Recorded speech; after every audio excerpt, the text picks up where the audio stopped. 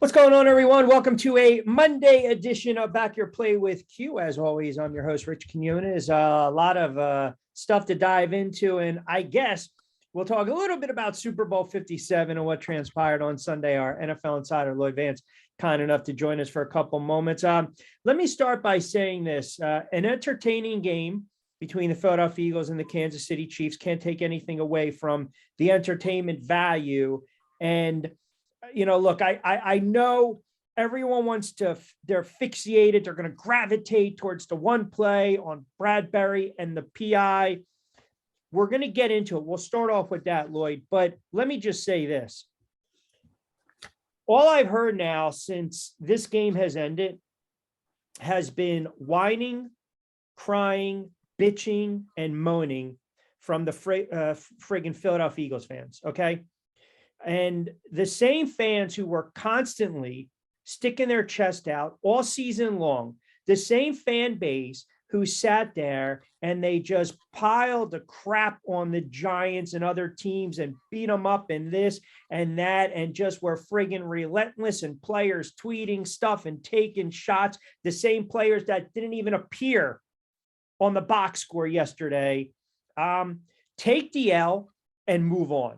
Because the game was not lost because of a pass interference. Was it pass interference? Was it ticky-tack? Was it not a ticky-tack foul? The game was lost before that. It just manifested itself and added salt in the wound. And, of course, that play extended a drive, which ultimately led to a game-winning field goal. So I don't want to hear the crap today, tomorrow, next week, for the next 6 months. I don't, because if the Kansas City Chiefs, I know you're laughing, right? Because this stuff annoys the hell out of me. If the Kansas City Chiefs were flagged for that play and the Eagles were able to run down the clock and kick a game friggin' winning field goal, are Eagles fans going to sit here on a Monday and the next 6 months and, well, you're right, it was a bad call? No, they're going to be like, well, by rule, by definition, it's the call and you have to throw the flag. Shut the frig up and take the L. Seriously, I don't want to hear the crap anymore. Lloyd, how are you?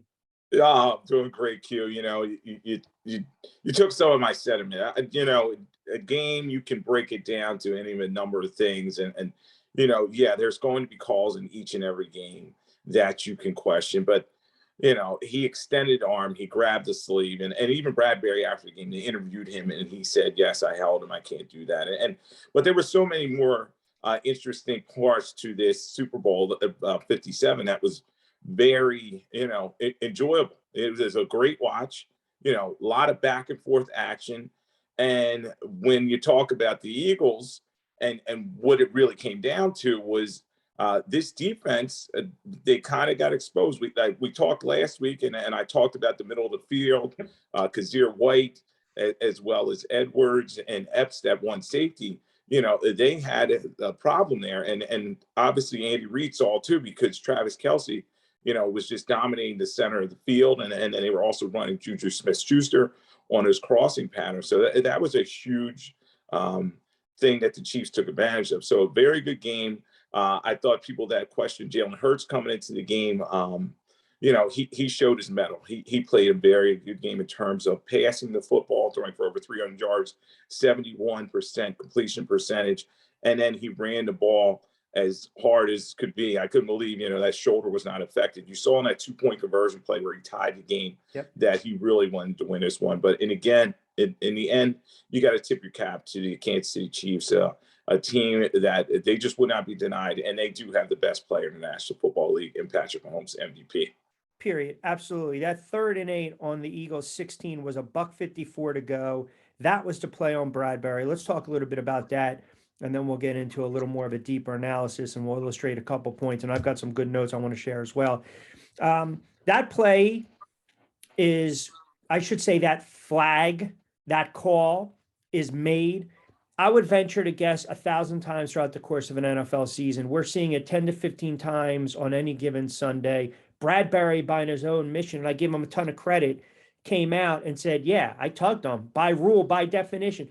When did we start with how can you throw a flag in that situation? How can you throw a penalty flag in that moment? How can you throw a flag in that moment, in that situation at the end of a Super Bowl? Oh, we want consistency. We know the NFL officiating has not been consistent. But again, They had time, ample times to get them off the field. And they gave up the 26-yarder that same drive to Mahomes. And they gave up 7 to Kelsey. And they gave up Pacheco on a 10-yard rush. So I understand the emotion. I understand it's fresh. And you're right. If you want to sit there and objectively say ticky-tack, I mean, I'm still ticked off in 2000 with the Giants and the Ravens when Keith Hamilton was called for a ticky-tack foul. I think was holding by a tackle at the time that negated Yeah, I a remember pick that play. six. Yeah, on a screen play. I see. Yeah, it negated a pick six. It could have changed the complexion of the game. Now, the Super Bowl at the time, where they got routed 34-7 against the Ravens. But this is where we're at in the NFL. I can then conversely turn around and say, well, they didn't call PI on Juju on the one play. So it's you don't want to see the flag thrown in that situation. I totally understand that. But when did we start with you can't throw a flag in that situation? Like, when did this become now a household thing where it's just you can't throw a flag because it's in the Super Bowl at that moment? Who said it? Who set these rules? Yeah, and we're both in the Philadelphia area, so we're going to hear that perspective and everything, and they're going to talk about this foul. But you're right. If it's penalty, it's a penalty, and we've talked about all season where these officials, no matter what they've done, you're going to question them, because they're not consistent, as you said. They need to do a better job overall. But I just don't think that was such an egregious play that you say, okay, that turned the whole game around. Look at the poor Saints fans. They can always point to that play at the end of the game against the Rams. The Rams go to the Super Bowl, and the receiver is tackled before the ball even gets there. So, yeah. It's just disappointing. But I thought it was a great game in terms of back and forth action. The Eagles, I was looking at crunching the numbers here. They had almost 36 minutes of time with possession. Yep. So, they had the ball. They had ample times. They kept the ball out of Mahomes' hands. They did a great job in terms of their offense. And we talked about turnovers being the key. And obviously that one turnover was huge. It was the scoop and score for the Chiefs. But not a lot of one turnover. You only had 2 sacks of Hurts in the game, and we can talk about that. What a great job in terms of offensive line that Casey's group did up front. So there was only 2 sacks in the game. Eagles had 6 penalties, and the Chiefs had 3 of them. So not a lot of flags. I thought the officials did a pretty good job just letting them play the game. And these offenses did a good job moving the football. And in terms of defense, the Eagles' defense all season, I talked about did they face a quality enough opponent? Yes, their numbers look good. Yes, they were able to dominate these teams. And you talk about their fans pumping their chests out, and they're going to be fanatical. So they're going to talk about how great this defense was. But this defensive group, they had some holes. And Andy Reid, after a bye, is very good. And obviously, saw something on film. Those 2 touchdowns, really showed you that Kadarius Toney won. And then the one Sky Moore, they started in motion, and then they just went right back, and the guy's standing wide open. Obviously, they saw something on the film there. So, Jonathan Gannon, he's got to do a better job. They ran the same play twice. If you play zone, that play never happens. You play man, they're going to score twice. And they did. They just did it on opposite sides. So, but that's execution. That's understanding the moment. That's Andy Reid basically handing Gannon and Sirianni their lunch in the second half. The second half, Kansas City Chiefs had 4 drives. Touchdown, touchdown, touchdown, field goal. 0 penalties, 0 turnovers, 0 sacks. They put up 24 points. Mahomes was 13-14 in the second half. They had no answer for Patrick Mahomes. So this much, ballyhoo defense, where we're comparing it to the no-name defense or the Purple People Eaters or the 85 Bears or the 2000 Ravens, where were they? Where were they? That's what I'm saying. There's something to be said where, and I got killed for it early on. Well, you really haven't beaten anyone. But then I would say, and hedge, you can't control who's on your schedule. Okay? And we thought going in, the defensive line was going to wreck the game for the Kansas City Chiefs. If the Philadelphia Eagles were able to get to Mahomes, who's compromised, and not have him do what he does best, and that's run around and scramble, they should be able to win this game. And see, and the thing is, too, they had total control of this game.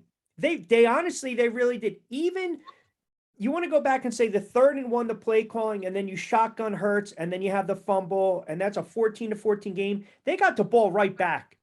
and they went down the field and scored. They went into the locker room 24-14, and Olsen brought up a great point. Now you've got, instead of 15 minutes, close to a half an hour to work on the ankle for Mahomes and also the game plan, the adjustments. And those adjustments, as you alluded to and illustrated, Lloyd, were those 2 touchdown plays. How many catches did Tony have? 1. How many catches did Moore have? 1. They both went for touchdowns. So again, to go back to it, players have to execute, right? And they weren't able to do that. This pass rush, where was it? The guys, the big name guys that you're paying, the guys that you're counting on. I'm looking right. Fletcher Cox, 1 tackle. Hassan Reddick, 1 tackle. Sweat, 1 tackle. Sue, I don't even think he showed up. Davis, he didn't register a tackle. So all the nonsense that we were building this defensive up, maybe it was just the lack of opponent. And now you're playing a different animal who flexed their Super Bowl pedigree, who's been there before with a Hall of Fame head coach who you knew going into the locker room was going to make adjustments. Yeah, and you know, it's the Andy Reid that I covered for so many years in Philadelphia. He did not make adjustments. He kept banging his head against the wall, and he would keep doing the same thing over and over again, whether it worked or not. And you saw that he really has bought in and understands his team and his quarterback specifically. You know, Patrick Mahomes cool as a cucumber the entire time. You talk about going to the locker room, down 10 points. He just hurts his ankle pretty bad. He limps all around, and you're thinking, oh, man, this is going to fall apart. But you know what? And maybe that Rihanna halftime show gave him the time, as you were saying, to help fix that ankle and get him back where he needed to be mentally. And he just played, you know, he refused to lose. It was the over my dead body game. You know, he was a guy that whether he was up or down, and they just knew he was going to confidently move that football down the field, particularly in the second half, as you were talking about those drives. You know, he was just picking apart that zone defense, and they were just not getting any heat on the quarterback. You talk about Sue. The only thing he really did was he had a hands in the face penalty in the game. You didn't hear his name otherwise in that one. And Hassan Reddick, you know, whether it was Wiley or Brown on the other side, they were just dominant in terms of controlling him enough. And then Mahomes was able to roll away from pressure, make the throws. And then that big run that you talked about at the end of the game, that just showed his desire and grit to win the football game. Yeah. And listen, when you can do something like that, when you can outlast and overcome and adapt, that's exactly what they did. And I also thought, you know, a couple plays, the 26-yard scamper from Mahomes, I mean, the C's parted. This was one of the things we talked about, right? If you're going to collapse on him and he's going to take off, that was huge, that drive. I think one of the other plays that not a lot of people are talking about, the play, I believe it was 1st and 10 from the Kansas City 38. That's when Pacheco ran 2 yards and got popped by Gardner Johnson. Great play. He goes out. The next play, they hit Kelsey for 7 yards, so they're not running the ball. Then the 3rd and 1, he goes off tackle for 10, and then you have the Mahomes scramble. I thought that was a huge play. You mentioned Andy Reid. It's a brilliant point because all the years that the Eagles fans dogged Andy Reid, they got on him for play calling, lack of balance, and mismanagement of the clock. He did everything brilliantly, or if you want to give credit to Bieniemy, however, wherever you want to lay the credit. They did that beautifully. And again, to go back to another point, they pressured Mahomes 11 times yesterday, Lloyd. He was pressured 49 times in his first 2 Super Bowls, 29 times against Tampa Bay. So that's on Gannon. I mean, honestly, that's on Gannon. They had control of this game. And I don't have a dog in the fight, but it was frustrating to watch because I get it. When you're a fan and you feel like you have control of a Super Bowl and it's right there for you, and then you turn around and you get outscored 24-11 in the second half and you don't make the proper adjustments and you let Kansas City do whatever they want to do, you're going to have a pretty crappy taste in your mouth for a while. So it's just, that game was lost on so many different plays and so many different series. Yeah, and you know, I'm hearing from all my Eagles cousins, and one of them even went out to the game. You know, I kind of feel bad for him. Hopefully, he had a good time despite the loss. But you talk about the rushing attack, and the Eagles were known for that all season, and the Chiefs outrushed them 158-115. And you talk about Pacheco, that young man ran the ball very hard behind Creed Humphrey. They're all pro center, a lot of big lanes in there, and he was gashing the middle of the field. So they were able to move the ball effectively and quickly because the Eagles were controlling the clock. Mahomes seemed like he was on the bench forever at one point in this game, and the Eagles just kind of, once they got back in, though, that defense just did not do the job, and you ran down the numbers and statistics, and it was a good game. Everyone's going to talk about the penalty and this, that, but I just thought the Chiefs were the better team in the end, and they were able to control the important aspects of the game that we talked about: rushing the football, no turnovers. Nope. They did get a couple sacks in the game. Now, we always talk about time possession. Obviously, they lost that one, but they were able to move it very quickly as soon as they got the football. That special teams play as well. Kadarius Toney was huge as well. Huge. That what was it? Punt return. Punt return, 65-yarder down there, and then what did it take? About 2 or 3 plays in the end zone. So, this team can score quickly, and a lot of people forgot that. Remember the game in a divisional round against the Buffalo a couple years ago, where they went down the field in 40 seconds or so to get that touchdown that they needed. So this is a team that's tough. They've been there before, and they have a veteran group, and they have a quarterback right now who's at the peak of his abilities. Yeah, quarterback that, by the way, if you look on the surface, the numbers 21-27, $182, 3 touchdowns. You look at the 3 touchdowns, the plays he made, that doesn't scream MVP, but he played like an MVP when he had to play like an MVP. And then conversely, on the other side of the ball, Jalen Hurts, I thought, the 1 touchdown toss to Brown, I thought the safeties were just, I don't know what the hell they were doing. I thought he threw the ball well. He's a gamer, man. He made plays. I mean, he had well over close to 400 yards of total offense, right?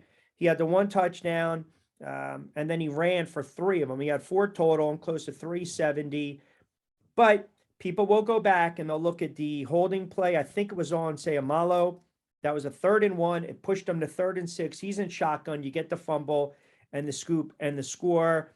Missed a throw here and there, but I thought Jalen Hurts, for the most part, really silenced his critics. I mean, I don't know the last play of the game, if the shoulder or the arm was compromised. I mean, what are you going to do? You're going to throw Minshew out there for that last play? I mean, you needed more yardage. He really couldn't get the ball down the field, but I felt bad for him. I mean, I felt bad for him because you can see this kid is just ascending to that star level. He is trending up big time. And I'll tell you right now, we can talk contract down the road, but he's a flat out gamer, and he made a bunch of plays. A couple things that stood out, though, with the Eagles offense. We didn't see Sanders early on. Yeah. There was reports he went to the locker. Right. And, I don't think they tried to work the ball into Goddard. I didn't see that. I pulled it up, and you tell me what you think. Smith had the big game, 7 for 103. Goddard had 6 for 60, and he was targeted 7 times. On the surface, that looks like a solid night, but I would have liked to have seen them get him more into the offense, the drag routes, roll out Hurts a little bit. I'd have to go back and watch the game in its entirety. But you score 35 points in a Super Bowl game. You're expected to win the game. So, and that's the new NFL, where you're excited about a non-defensive matchup. And yes, there was a lot of movement and all that stuff, but you would like to see the defense step up and make a big play, particularly for Philadelphia's side of the ball. And you talk about Miles Sanders, he's in that contract year, and you got to wonder, do they bring this guy back? Because Gainwell was playing better than him. Gainwell was getting some good quality yardage when he was running the football. And then Miles Sanders, he had 7 rushes for 16 yards, a long of 6 yards, no first downs on any runs, and he kind of disappeared. So, Hurts was their best runner. And you're running those RPOs and things, and yes, it'll get you some quality yards here and there, but you don't want to expose your quarterback to that many hits, and you want some other guys to take, advantage of the situation. Of their offensive line was, they're a dominant group up front. I thought there were positions where Sirianni, particularly early in the game, I thought he got a little pass happy, and he went away from that running game. So, it's going to be interesting to see how this team goes from here. I know I'm hearing locally, I'm in the Philadelphia area. A lot of people are saying, "Oh, they'll be back next year." Well, next year is not guaranteed to Nope. anybody. I still remember the '04 Philadelphia Eagles team that went to Super Bowl in Jacksonville, and in the very next season, it was 5-11. I was around that team. You had the T.O. mess, you had Donovan's injury, defections. You just never know what's going to happen that next season. The Rams can tell you that after winning the Super Bowl last year. So, we'll see how this team builds from, but definitely they had certain guys kind of come up small on the big stage. Yeah, there's no guarantee. So a couple things. Andy Reid defers, right, which I found interesting because I guess he wanted to play for an extra possession, so to speak. And then, yeah, the 4th and 3 from the 24, they like to kick the field goal, and then Bucker misses it. Whereas Sirianni kind of, kept to his script. But that last drive, so this is 5:15 left. I want to ask you this. And I have to go back and watch again the timeout situation. I felt like the Eagles kind of mismanaged the clock a little bit. And I want to say, was it Pacheco or was it wasn't McKinnon? Or was it Pacheco? Who slid? Who had the presence of mind to get down? Yeah, it was McKinnon. So he was going in the end zone. It was. You got Greg Olsen kind of narrating the game. He's like, fall down, slide. Yep. And Andy Reid had prepared those guys, the enemy as well. Don't forget about him. He knew what to do. And yeah, he could have scored because they were going to let him and possibly have some time left on the clock for Hurts to come down and tie the game. But, McKinnon slides down and then they bleed the clock out. And, that's what good teams do. I know it's anticlimactic that kick, but that's what good teams do. They do what's necessary to get the win and then get out of there. So I just, like I said, I don't want to hear the ref crap anymore. My feed was so clogged up and I got on 49ers players and the 49er fans last week who just couldn't let it go. Eagles fans don't want to hear this, but here's the reality. Kansas City Chiefs are not the Giants and their offensive line and vagabond wide receivers. That team overachieved exponentially, and then they just were not ready for the moment. San Francisco, you knocked the starting quarterback out of an NFC championship game, okay? You also had the benefit of a no call and no expedited process replay with no catch. So everything balances itself. So, I get it. It's 24 hours. It's still emotional, but be a little more objective with this nonsense. I gave you 4 to 5 plays. You gave me 4 to 5 play scenarios. The numbers don't lie. The film doesn't lie. Touchdown, field goal. The Hurts fumble, right? You were in control of the game, 24-14 going in the locker room. The game was lost as Rihanna was on stage singing and rubbing her stomach because Andy Reid was sitting there thinking of ways how to make adjustments. And that proves once again, he is so far ahead of the curve sometimes with some of these coaches. And I'll say this, Sirianni's this guy's a freaking clown, man. Seriously. He's a clown. He's a clown. Like I got to see this guy with his antics and I'll give him a little credit for not really getting into the referee stuff, but come on, man. When your franchise quarterback has to basically reel you in, that shows the leadership on the team. It really does. So the ref stuff, I don't want to hear about this. Eagles had a hell of a season, and they're a good football team, man. They're a really good football team. But now you got to think, what are you going to do with some of these running backs? What are you going to do with Jalen Hurts, right? And then on the flip side of that, when you look at Kansas City, I think Patrick Mahomes showed that right now we can kind of nudge him into the conversation of an all-time great. And I'm okay with saying that, even though he's still relatively young in his career. Yeah, 27 years old, and he's got 2 Super Bowl championships underneath his belt, and 2 MVPs, and he let's face it, he's probably already done more than Favre, who everybody kind of deifies and puts up as one of the greats of all time. So his numbers are trending towards a Hall of Fame level, and he's not done yet. And Andy Reid, he doesn't look like he's ready to retire anytime soon. I think I'm hearing Bieniemy may get another offensive coordinating job out there, possibly with the Ravens. And it's, they will regroup. They regrouped after getting rid of Tyreek Hill. Everybody thought, oh, Tyreek Hill's gone. They're not going to find anybody. And, you have Kadarius Toney doing a great job. I know he was injured most of the season. McCole Hardman didn't even play in this game.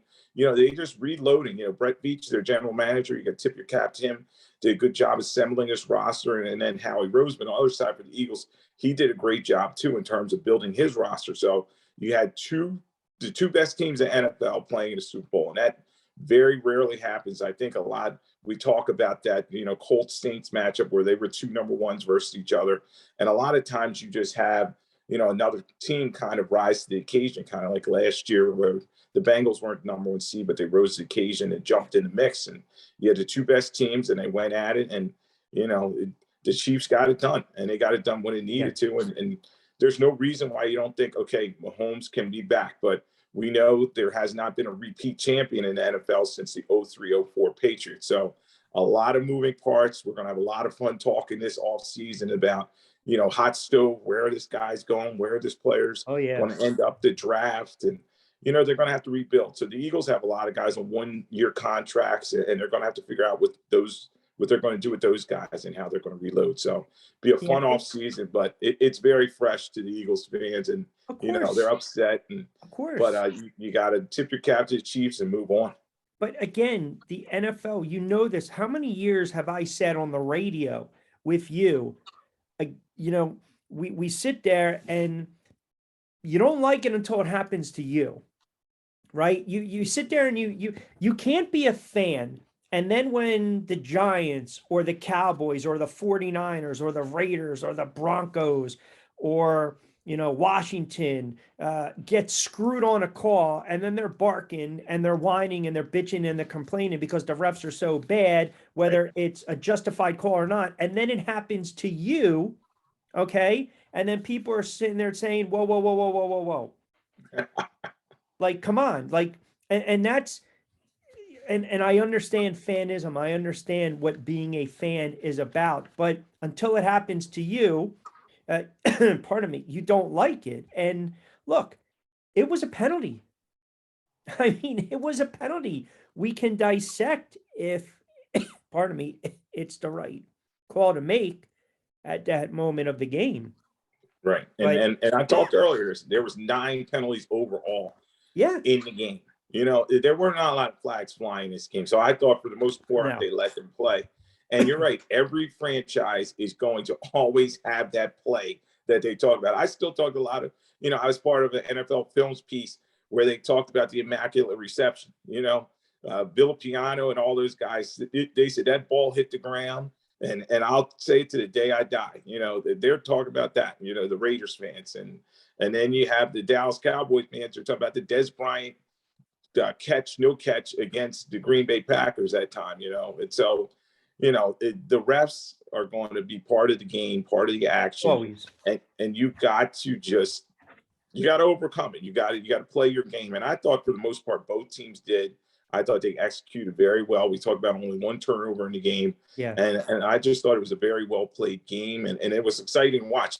And that's what I really wanted to watch, is somebody who's kind of, like you're saying, an analyst and kind of on the side of the game. I just wanted to see a good game because, quite frankly, that Niners game in the championship game, that was just a bore fest. It was just, I wanted to turn it off, to be honest with you. And rightfully so. The one thing we were robbed of because of the call, which again was the correct call for those who just don't get it. It was the correct call. We were robbed of potentially seeing Hurts with the ball late, and then we would have had that epic last drive. But it comes with the territory, man. Because and they tell these guys, even in training camp, I saw them do that drill where McKinnon did the fall down. They say know the situation. It's football IQ, and the Chiefs were coached that way, and they're not going to apologize for it. And why should they? That they didn't have that. All right, we'll score a touchdown and then let our defense stop them. Come on, man. If they can bleed the clock, everybody's going to do that to get the W. You think again? if the Eagles have the ball and they're driving for a game-winning field goal and it plays on one of the DBs for Kansas City, and the Kansas City Chiefs lose the game on the last second field goal, and today all the fans are bitching, whining, complaining from Kansas City, and are like, what do you think the response is going to be from the Eagles? What do you think the response is going to be from the Eagles fans? Stop whining and crying. Stop bitching and complaining about it. It's the right call. It just so happened that the sports gods, it went against the Philadelphia Eagles this time. And to do you one better, you talk about making adjustments. I don't hear a lot of people talking about this as well. This is a 24-14 game going into the locker room after Kansas City punt, right after the Eagles scored to make it 21-14. Kansas City punted. Mahomes gets twisted up, some questionable tackles throughout. Mahomes gets twisted up. The surface was an issue. And again, that's embarrassing by the NFL. Both teams had to deal with it. They were slipping and sliding all over. That was a joke. But he gets twisted up. He goes hobbling in. Eagles kick a field goal. It's 24-14. The Kansas City Chiefs promptly got the ball back. And I just, again, want to go through this. 3rd and 1 on the 34. McKinnon off tackle for 14. 1st and 10, Kansas City 48. Kelsey for 11. 1st and 10 from the 41. Moore end around for 4. 2nd and 6. Clean pocket again to Juju, I believe, for 12 yards. 1st and 10 from the 25. Shotgun, clean pocket. 7-yard scramble, 7-yard run by McKinnon. 2nd and 3rd on the 18. Mahomes scrambles right for 4, not touched. 1st and goal from the 4. McKinnon for 3. 3rd and goal from the 1. Pacheco 1-yard rush. They did not stop them that drive. Yeah. But nobody wants to talk about that at 21-21, and the Eagles kick a field goal again, where this is another little tidbit of the game. You can't kick field goals against Kansas City. Okay. So I just want to go down real quick with you, and you tell me what you think. This is a 4th and 6 from the Kansas City 15, and they elected to kick a field goal.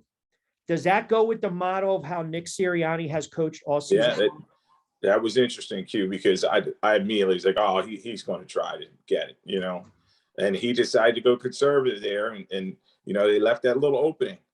And the great champions, whether it's any sport, you and I are big boxing guys. The Chiefs did not flinch. They took the punches, and they came out at the second half.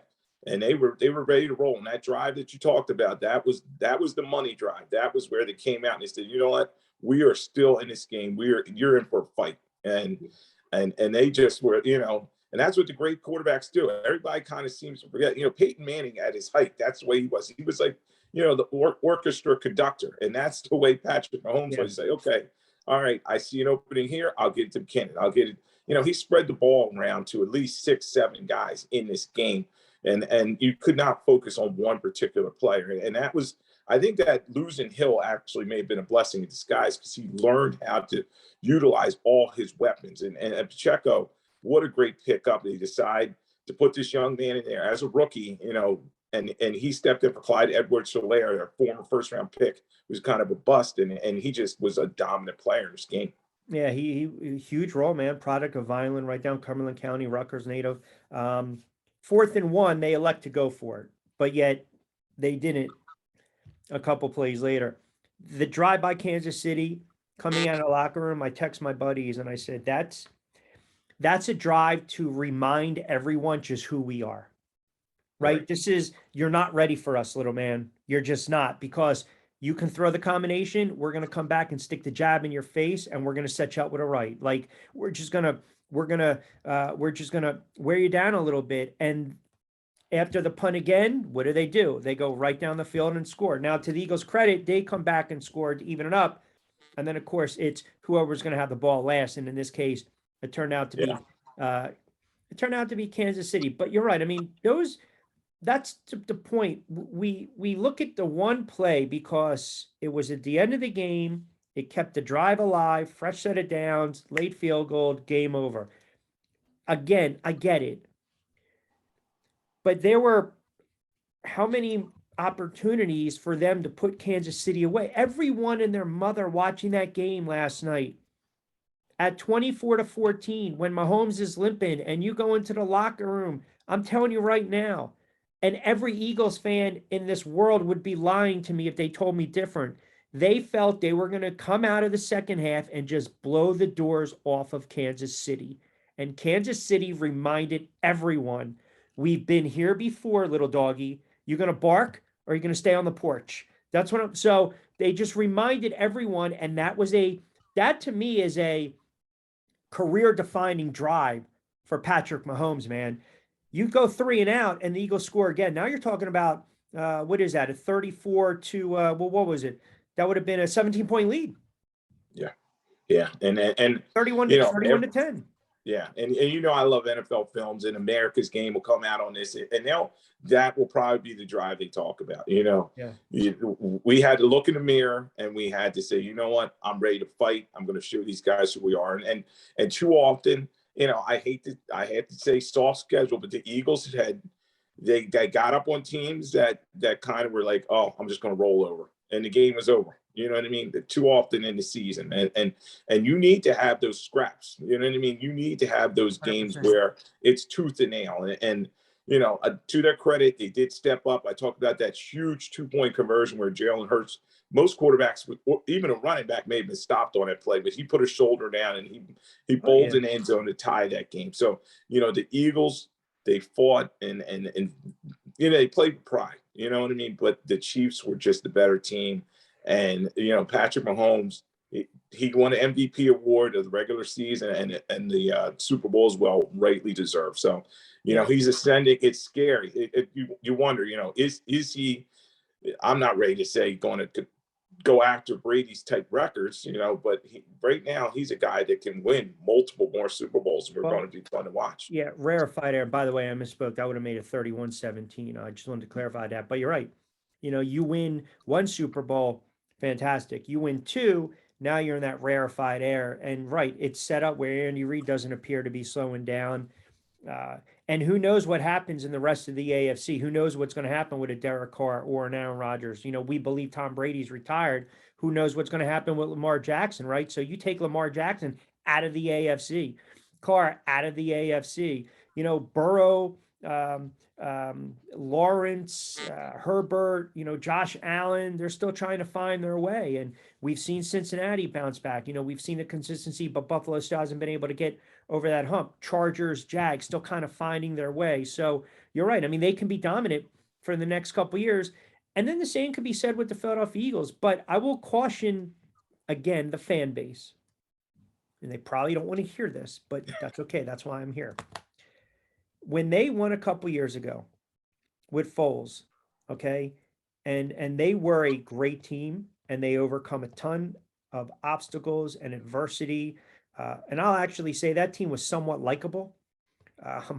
They were, not that I had a dog in the fight or I rooted for them, but they played their guts out and they did what they needed to do against New England. All the talk was, here you go, it's a friggin' dynasty. The NFL, nothing is guaranteed. So to your point with Hurts and the Eagles, I can go back. Marino, everyone thought, hey, this is easy. We're going to come back and we're going to do it again. It doesn't always equal that. Now you can look at the futures and you can look at the odds, and San Francisco and Buffalo and Dallas and Kansas City and the Eagles, they'll be lumped right in there. All well and good, man. But, I look at that team yesterday and I'm starting to say, man, you got to go out and you got to get some talent on that defensive line because you're getting older. And that offensive line, Kelsey, Lane Johnson, these guys are not spring chickens, man. Right. Do they come back, And after every Super Bowl, whether you win or lose, there's going to be those defections. There's going to be, what is in it for me? Some guys want to get paid. They're willing to go someplace else where it may not be such a good team and take the money, And you talk about these 1-year contracts. You can't get everybody in. I know the cap's going up, I think about $18 million or so the next season, but you can't get everybody underneath the cap, and they're going to have to pay the quarterback, which is just a huge domino to your whole roster. So they're going to have to do a good job in the draft. Particularly the Eagles are going to have to replace some of these older players. You wonder if Kelsey wants to come back. I know he's 34, almost 35. And does he want to come back? And there's just so many players and moving parts on the NFL roster. So did they go and get another defensive coordinator? They go out and get another defensive coordinator? Well, the crazy was I had people telling me, and still maybe out there, that the Arizona Cardinals may still want to talk to Jonathan Gannon. I'm not sure too about that. I think Shane Steichen's their offense coordinator, will end up with the Indianapolis Colts job. So they're going to have to replace their staff. So, it's not only the players, but also the coaching staff and all the whole support system around a team is going to change. Because like you said, Q, every year is different in the National Football League. Whether it's injuries or which young guy steps up, or, Yeah. it's an evolving soap opera. That's what's the greatest thing about this game that's been around for over 100 years. And there's going to be new, it's not scripted. I know some people are like, oh, the script says this, and they love Mahomes and they want him to win. No, it's not scripted, and it's going to change year to year. And it's going to be fun to get back on horse and watch it after some rest. Yeah, I know. We're going to have to start breaking down XFL and USFL. Oh, well, you and I talk about odds, so that you can bet on anything. So That's right. Maybe we'll have to brush up on their games. Start doing your homework on that. Lloyd Vance, NFL writer, researcher, historian, PFWA award winner, and former ESPN NFL Network contributor. Yeah, we got plenty of stuff even to talk about. We kind of put a bow on everything, even next week to carry over, and we'll start to look at the free agents. We'll start to kind of dive in a little more to the NFC East, look at some of these contracts and some of these numbers. But all right, my friend, I always appreciate a couple moments. I'm glad the backdrop is with the ocean, and you're smart. That's a safe play. And we'll do it again. Always appreciate you jumping on a Monday edition BYP. Yeah, and all my Eagles friends and family, hang in there. There's always next season. So thanks for having me on. That's right. You got it, pal. Thank you.